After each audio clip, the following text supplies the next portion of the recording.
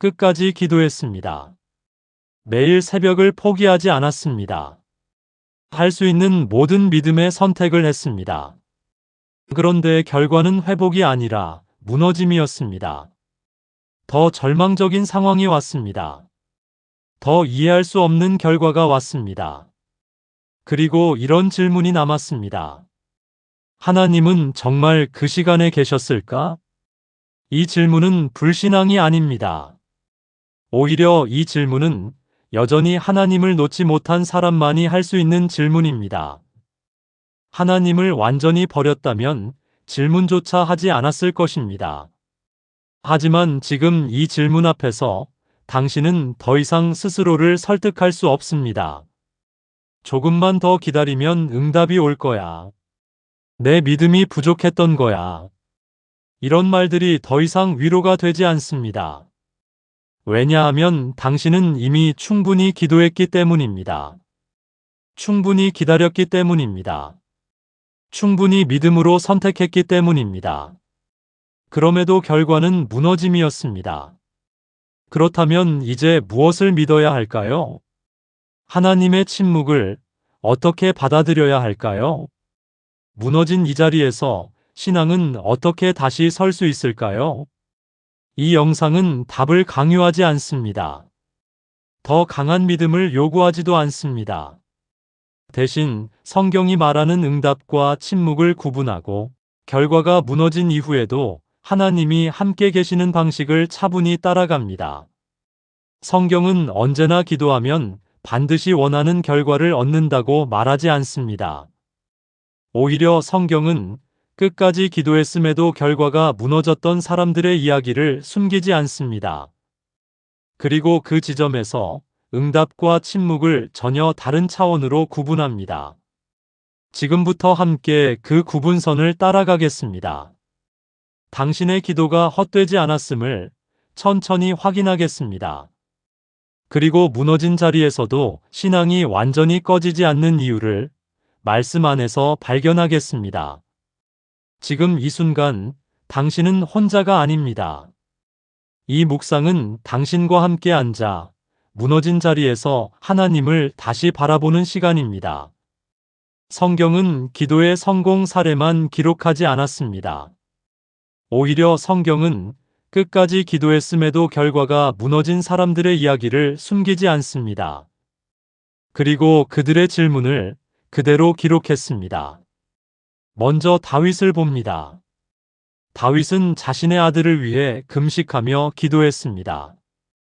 밤새도록 땅에 엎드려 하나님께 간구했습니다. 그러나 아이는 죽었습니다. 사무엘하 12장 22절에서 다윗은 이렇게 말합니다.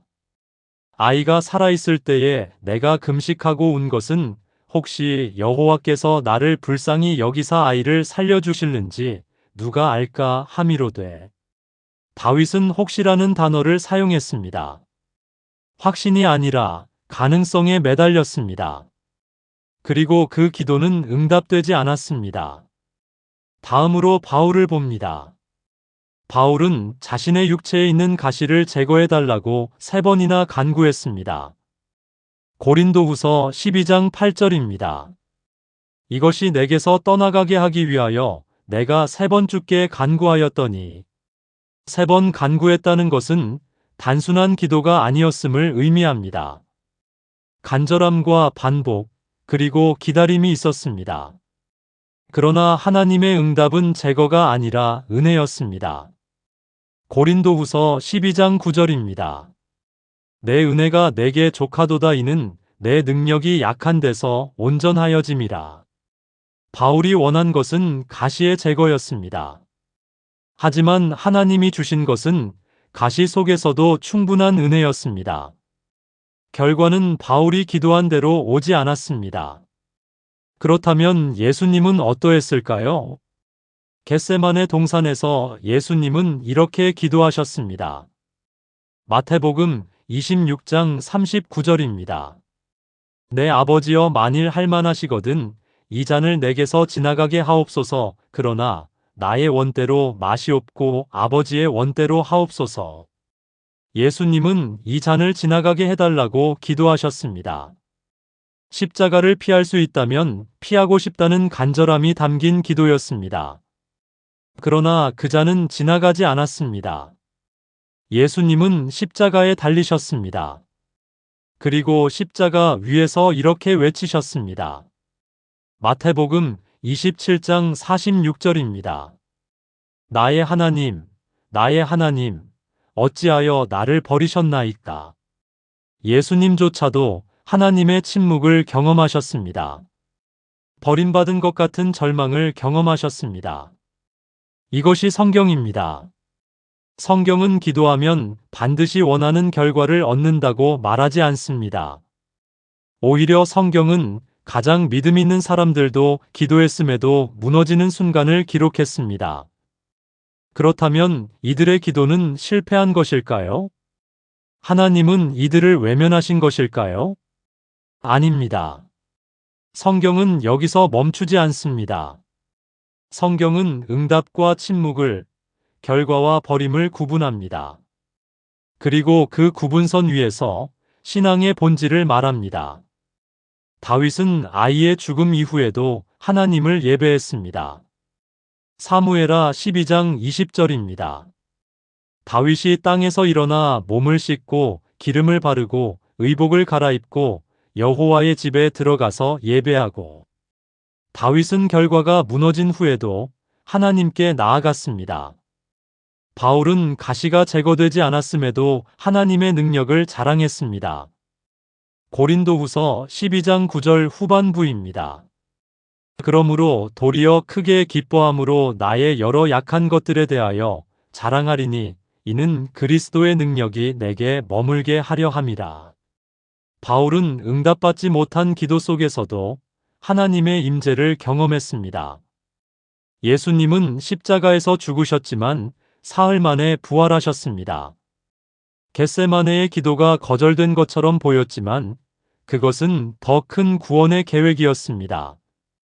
이것이 성경이 말하는 응답과 침묵의 구분입니다. 응답은 내가 원하는 결과가 아닙니다.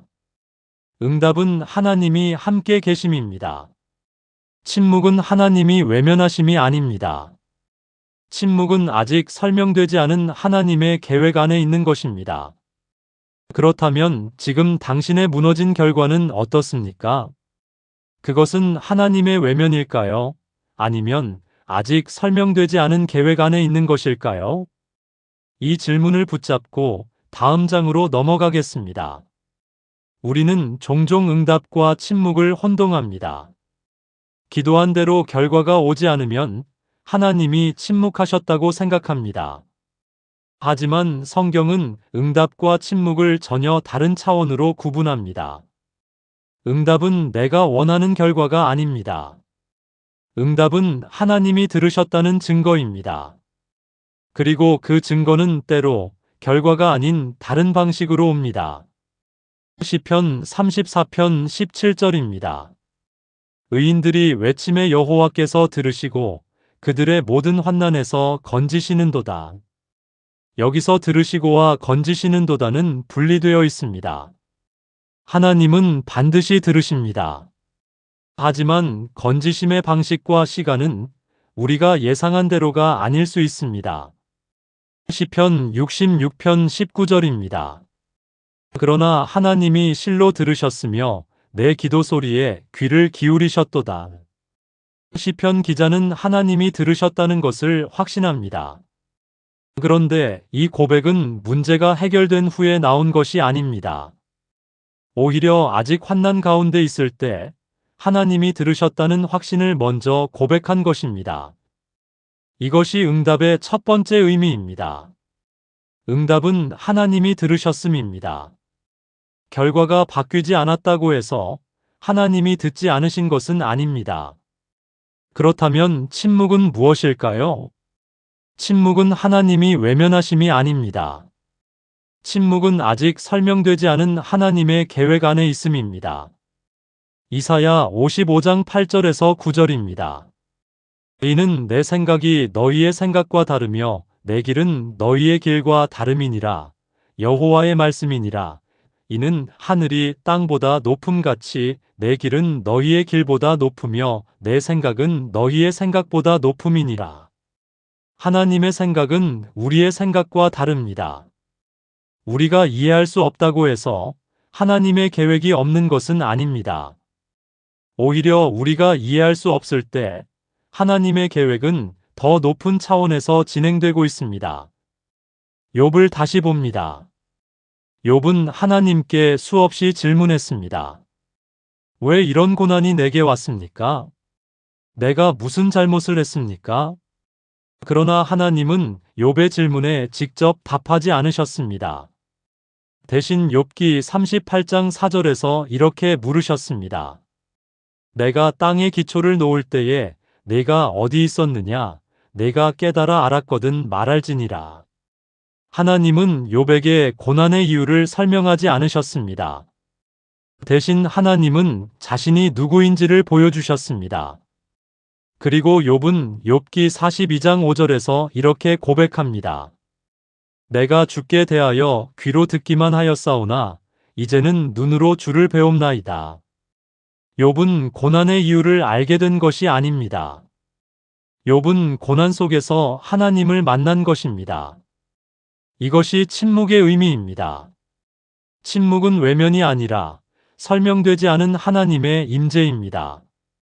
그렇다면 지금 당신이 경험하고 있는 것은 무엇입니까? 응답입니까? 침묵입니까? 만약 결과가 바뀌지 않았다면 그것은 하나님이 듣지 않으신 것이 아닙니다. 하나님은 반드시 들으셨습니다. 다만 응답의 방식이 당신이 예상한 대로가 아닐 수 있습니다. 만약 아직 이해되지 않는다면 그것은 하나님이 외면하신 것이 아닙니다. 하나님의 계획은 아직 설명되지 않았을 뿐 더 높은 차원에서 진행되고 있습니다. 시편 46편 10절입니다. 이르시기를 너희는 가만히 있어 내가 하나님 됨을 알지어다. 가만히 있으라는 것은 포기하라는 뜻이 아닙니다. 가만히 있으라는 것은 내가 통제할 수 없는 영역에서 하나님이 일하고 계심을 인정하라는 뜻입니다. 그리고 그 일하심은 결과로만 판단할 수 없습니다. 하나님은 지금도 일하고 계십니다. 당신이 보지 못하는 곳에서 당신이 이해하지 못하는 방식으로 일하고 계십니다. 그것을 믿는 것이 신앙입니다. 결과를 붙잡는 것이 아니라 하나님을 붙잡는 것이 신앙입니다. 그렇다면 이제 질문이 바뀝니다. 왜 하나님은 내 기도를 들어주지 않으셨을까? 가 아니라 하나님은 지금 어떤 방식으로 나와 함께 계실까? 로 바뀝니다. 이 질문을 붙잡고 다음 장으로 넘어가겠습니다. 이제 가장 중요한 질문으로 들어갑니다. 무너진 자리에서 하나님은 정말 함께 계실까? 이 질문에 성경은 명확히 답합니다. 하나님은 무너진 자리에 더 가까이 계십니다. 시편 34편 18절입니다. 여호와께서는 마음이 상한 자를 가까이 하시고 충심으로 통회하는 자를 구원하시는도다. 하나님은 마음이 상한 자를 가까이 하십니다. 무너진 사람을 멀리하지 않으십니다. 오히려 그 자리로 더 가까이 오십니다. 시편 147편 3절입니다. 상심한 자들을 고치시며 그들의 상처를 싸매시는도다. 하나님은 상심한 자를 고치십니다. 상처를 싸매십니다. 이것은 결과를 바꿔주는 것과는 다릅니다. 결과는 여전히 무너진 채로 있을 수 있습니다. 하지만 그 무너진 자리에서 하나님은 당신의 마음을 싸매십니다. 이사야 41장 10절입니다. 두려워하지 말라. 내가 너와 함께 함이라. 놀라지 말라. 나는 내 하나님이 됨이라. 내가 너를 굳세게 하리라. 참으로 너를 도와주리라. 참으로 나의 의로운 오른손으로 너를 붙들리라. 하나님은 내가 너와 함께 함이라고 말씀하십니다. 문제를 제거하겠다고 하지 않으셨습니다. 대신 함께 있겠다고 약속하셨습니다. 그리고 그 함께하심 안에서 당신을 붙드시겠다고 말씀하십니다. 신명기 31장 6절입니다. 강하고 담대하라, 두려워하지 말라. 그들 앞에서 떨지 말라. 이는 내 하나님 여호와 그가 너와 함께 가시며 내게서 손을 떼지 아니하시며 너를 버리지 아니하실 것임이라. 하나님은 손을 떼지 않으십니다. 버리지 않으십니다. 결과가 무너졌다고 해서 하나님이 당신을 떠나신 것이 아닙니다. 하나님은 여전히 함께 계십니다. 그렇다면 왜 우리는 하나님을 느끼지 못할까요? 왜 무너진 자리에서 하나님의 임재가 실감되지 않을까요? 그것은 우리가 결과로만 하나님을 판단하기 때문입니다. 결과가 좋으면 하나님이 함께 계신 것이고, 결과가 나쁘면 하나님이 떠나신 것이라고 생각합니다. 하지만 성경은 그렇게 말하지 않습니다. 로마서 8장 38절에서 39절입니다. 내가 확신하노니 사망이나 생명이나 천사들이나 권세자들이나 현재일이나 장래일이나 능력이나 높음이나 깊음이나 다른 어떤 피조물이라도 우리를 우리 주 그리스도 예수 안에 있는 하나님의 사랑에서 끊을 수 없으리라. 어떤 것도 하나님의 사랑에서 우리를 끊을 수 없습니다. 사망도 생명도 현재 일도 장래 일도 끊을 수 없습니다. 무너진 결과도 하나님의 사랑에서 당신을 끊을 수 없습니다. 하나님은 여전히 당신을 사랑하십니다. 여전히 당신과 함께 계십니다. 그렇다면 이제 우리는 무엇을 붙잡아야 할까요? 결과가 아니라 하나님의 임재를 붙잡아야 합니다. 응답이 아니라 하나님의 사랑을 붙잡아야 합니다. 시편 73편 23절에서 26절입니다. 그러나 나는 항상 주와 함께하니 주께서 내 오른손을 붙드셨나이다. 주의 교훈으로 나를 인도하시고 후에는 영광으로 나를 영접하시리니 하늘에서는 주 외에 누가 내게 있으리요. 땅에서는 주밖에 내가 사모할 이 없나이다. 내 육체와 마음은 쇠약하나 하나님은 내 마음의 반석이시요 영원한 분깃이시라. 시편 기자는 육체와 마음이 쇠약함을 고백합니다. 상황은 여전히 어렵습니다. 하지만 그는 하나님은 내 마음의 반석이시요 영원한 분깃이시라고 고백합니다. 결과가 바뀌지 않았어도 하나님은 여전히 반석이십니다. 상황이 무너졌어도 하나님은 여전히 영원한 분깃이십니다.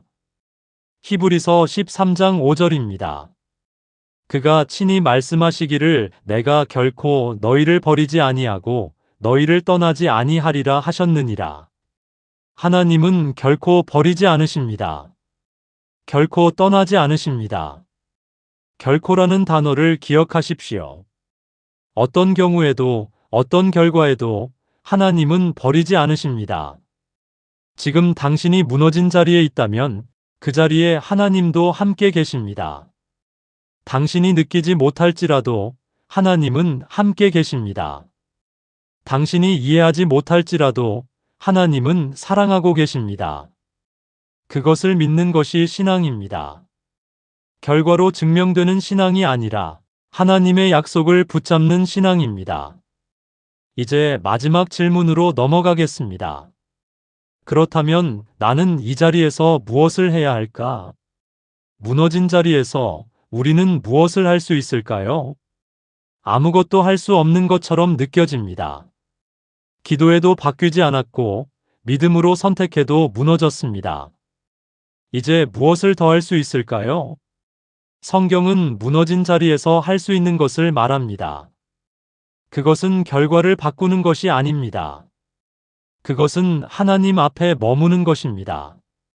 시편 62편 5절입니다. 나의 영혼아 잠잠히 하나님만 바라라.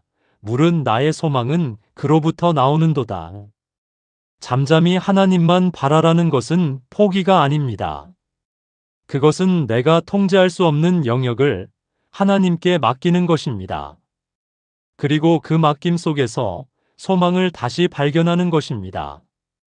예레미야해가 3장 25절에서 26절입니다. 무릇 기다리는 자에게나 구하는 영혼에게 여호와께서 선을 베푸시는도다. 사람이 여호와의 구원을 바라고 잠잠히 기다림이 좋도다. 잠잠히 기다리는 것은 아무것도 하지 않는 것이 아닙니다. 그것은 하나님의 때를 신뢰하며 그 앞에 머무는 것입니다. 그렇다면 구체적으로 무엇을 할 수 있을까요? 첫째, 하나님께 솔직하게 말할 수 있습니다. 시편은 끊임없이 하나님께 질문하고 탄식하고 호소합니다. 시편 13편 1절입니다. 여호와여, 어느 때까지니이까 나를 영원히 잊으시나이까? 주의 얼굴을 나에게서 어느 때까지 숨기시겠나이까? 다윗은 하나님께 어느 때까지니이까라고 묻습니다. 이것은 불평이 아닙니다. 이것은 여전히 하나님을 붙잡고 있는 사람의 질문입니다. 하나님은 당신의 솔직한 감정을 받으실 수 있습니다. 당신의 질문을, 탄식을, 절망을 받으실 수 있습니다. 그것을 숨기지 마십시오. 하나님 앞에 그대로 내려놓으십시오. 둘째, 하나님의 신실하심을 기억할 수 있습니다. 시편 77편 11절에서 12절입니다. 내가 여호와께서 행하신 일들을 기억하며 주께서 옛적에 행하신 기이한 일을 기억하리이다.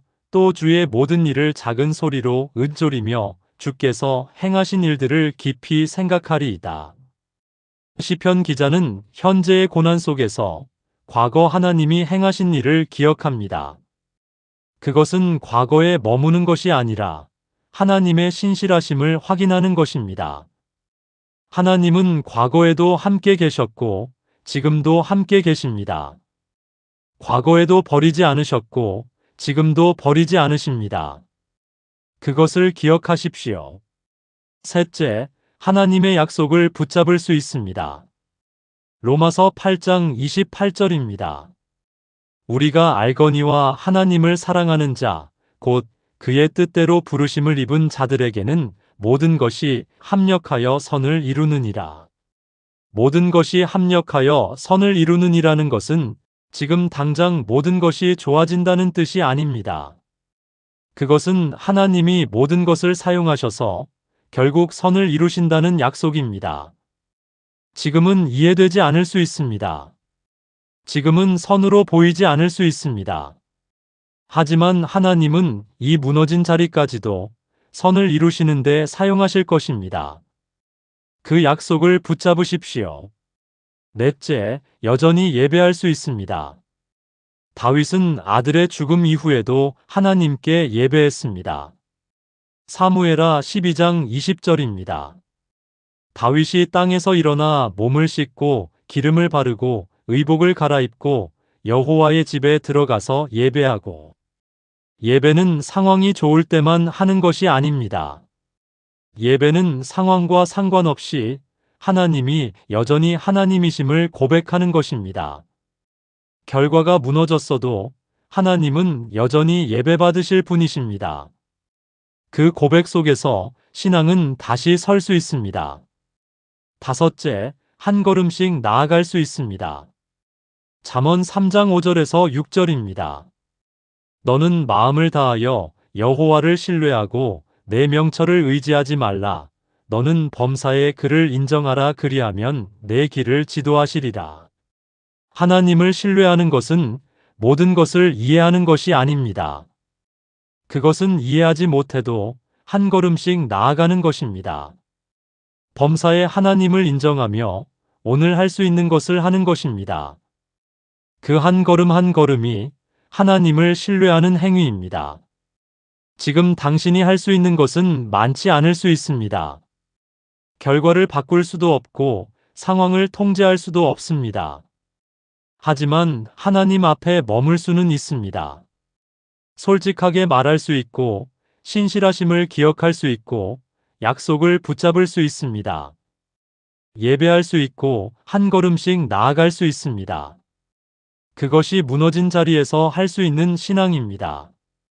히브리서 10장 23절입니다. 또 약속하신 이는 미쁘시니 우리가 믿는 도리의 소망을 움직이지 말며 굳게 잡고, 약속하신 이는 미쁘십니다. 신실하십니다. 그 약속을 굳게 잡으십시오. 결과가 아니라 약속을 붙잡는 것이 신앙입니다. 이제 마지막 장으로 넘어가겠습니다. 끝까지 기도했는데 무너졌을 때 하나님은 어디 계셨을까요? 이제 우리는 그 질문에 답할 수 있습니다. 하나님은 그 자리에도 계셨습니다. 당신이 느끼지 못했어도 하나님은 함께 계셨습니다. 당신이 이해하지 못했어도 하나님은 사랑하고 계셨습니다. 결과가 무너진 것은 하나님이 떠나신 것이 아닙니다. 그것은 하나님의 계획이 당신의 기대와 달랐던 것입니다. 그리고 그 계획은 아직 완전히 설명되지 않았습니다. 이사야 55장 9절입니다. 이는 하늘이 땅보다 높음같이 내 길은 너희의 길보다 높으며 내 생각은 너희의 생각보다 높음이니라. 하나님의 생각은 우리보다 높습니다. 우리가 이해할 수 없다고 해서 하나님의 계획이 없는 것은 아닙니다. 오히려 우리가 이해할 수 없을 때 하나님은 더 높은 차원에서 일하고 계십니다. 당신의 기도는 헛되지 않았습니다. 시편 56편 8절입니다. 나의 유리함을 주께서 계수하셨으니 나의 눈물을 주의 병에 담으소서. 이것이 주의 책에 기록되지 아니하였나이까. 하나님은 당신의 눈물을 병에 담으십니다. 하나님은 당신의 기도를 책에 기록하십니다. 하나도 놓치지 않으십니다. 하나도 잊지 않으십니다. 당신이 흘린 눈물도, 당신이 올린 기도도 하나님은 모두 기억하십니다. 그리고 그것은 결코 헛되지 않을 것입니다. 로마서 8장 26절입니다. 이와 같이 성령도 우리의 연약함을 도우시나니 우리는 마땅히 기도할 바를 알지 못하나 오직 성령이 말할 수 없는 탄식으로 우리를 위하여 친히 간구하시느니라. 당신이 기도할 말을 찾지 못할 때도 성령이 간구하십니다. 당신이 무엇을 기도해야 할지 모를 때도 성령이 탄식으로 간구하십니다. 당신은 혼자 기도하는 것이 아닙니다. 하나님이 함께 기도하고 계십니다. 이제 당신에게 남은 것은 무엇입니까? 결과가 아니라 하나님의 약속입니다. 응답이 아니라 하나님의 임재입니다. 시편 27편 13절에서 14절입니다. 내가 산 자의 땅에서 여호와의 선하심을 볼 줄을 확실히 믿었더라면 어찌 되었으랴. 너는 여호와를 기다릴지어다. 강하고 담대하며 여호와를 기다릴지어다. 산 자의 땅에서 여호와의 선하심을 볼 줄을 확실히 믿었더라면. 이것은 미래에 대한 확신입니다. 지금은 보이지 않아도 반드시 볼 것이라는 확신입니다. 그리고 그 확신 위에서 시편 기자는 말합니다. 너는 여호와를 기다릴지어다. 기다림은 포기가 아닙니다. 기다림은 하나님을 신뢰하며 그 앞에 머무는 것입니다. 당신도 기다릴 수 있습니다. 결과를 기다리는 것이 아니라 하나님을 기다리는 것입니다. 응답을 기다리는 것이 아니라 하나님의 때를 기다리는 것입니다. 그리고 그 기다림 속에서 당신은 하나님을 더 깊이 알게 될 것입니다. 욥기 23장 10절입니다. 그러나 내가 가는 길을 그가 아시나니 그가 나를 단련하신 후에는 내가 순금같이 되어 나오리라. 하나님은 당신이 가는 길을 아십니다. 지금은 단련의 시간일 수 있습니다. 하지만 그 단련 후에는 순금같이 되어 나올 것입니다. 지금 무너진 것처럼 보이는 이 자리도 하나님의 계획 안에 있습니다. 그리고 그 계획은 반드시 완성될 것입니다. 빌립보서 1장 6절입니다. 너희 안에서 착한 일을 시작하신 이가 그리스도 예수의 날까지 이루실 줄을 우리는 확신하노라. 하나님이 시작하신 일은 반드시 완성하십니다. 중간에 포기하지 않으십니다. 당신 안에서 시작하신 그 일도 반드시 완성하실 것입니다. 그러므로 지금 무너진 자리에서도 소망을 놓지 마십시오. 하나님은 여전히 일하고 계십니다. 당신이 보지 못하는 곳에서 당신이 이해하지 못하는 방식으로 일하고 계십니다. 그리고 그 일하심은 반드시 선으로 완성될 것입니다. 마지막으로 이 말씀을 기억하십시오. 이사야 40장 31절입니다. 오직 여호와를 앙망하는 자는 새 힘을 얻으리니 독수리가 날개치며 올라감 같을 것이요 다른 박질하여도 곤비하지 아니하겠고 걸어가도 피곤하지 아니하리로다. 여호와를 앙망하는 자는 새 힘을 얻습니다. 지금은 지쳐 있을 수 있습니다. 지금은 더 이상 날 수 없을 것 같을 수 있습니다. 하지만 하나님을 앙망할 때 새 힘을 얻을 것입니다. 다시 날 수 있을 것입니다. 당신의 신앙은 아직 끝나지 않았습니다. 무너진 자리에서도 하나님은 여전히 함께 계십니다. 그리고 그 하나님을 붙잡는 것이 진짜 신앙입니다. 이 묵상이 도움이 되셨기를 바랍니다. 무너진 자리에서도 하나님은 여전히 함께 계십니다. 당신의 기도는 헛되지 않았습니다. 당신의 신앙은 아직 끝나지 않았습니다. 노아 채널은 잘된 인생의 간증을 나누는 곳이 아닙니다. 이곳은 설명되지 않는 실패 이후에도 하나님을 놓지 못한 분들과 함께 걷는 공간입니다. 결과가 무너진 후에도 질문을 멈추지 않은 분들과 함께 묵상하는 공간입니다. 앞으로도 이런 묵상이 계속될 것입니다. 왜 하나님은 내 간절함을 모르시는 걸까? 신앙이 있는데도 왜 이렇게 외로울까? 하나님을 믿는데도 왜 두려움이 사라지지 않을까? 이런 질문들 앞에서 함께 말씀을 펼치고 천천히 답을 찾아가겠습니다. 강요하지 않고 서두르지 않고 당신의 속도로 함께 걷겠습니다. 만약 이 묵상이 위로가 되셨다면 구독으로 동행해 주세요. 구독은 단순한 클릭이 아니라 함께 이 길을 걷겠다는 약속입니다. 당신이 혼자가 아니라는 것을 함께 확인하는 약속입니다.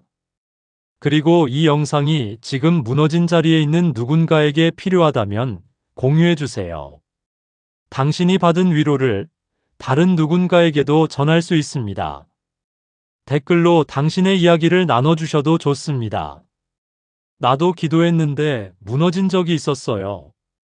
이 묵상이 큰 위로가 되었습니다. 이런 한 줄의 고백이 또 다른 누군가에게는 큰 힘이 됩니다. 우리는 혼자 걷지 않습니다. 같은 질문을 품고 같은 자리에서 하나님을 바라보는 사람들이 있습니다. 노아 채널은 그 사람들과 함께 동행하는 공간입니다. 다음 묵상에서 다시 만나겠습니다. 그때까지 하나님의 평강이 당신과 함께 하기를 기도합니다.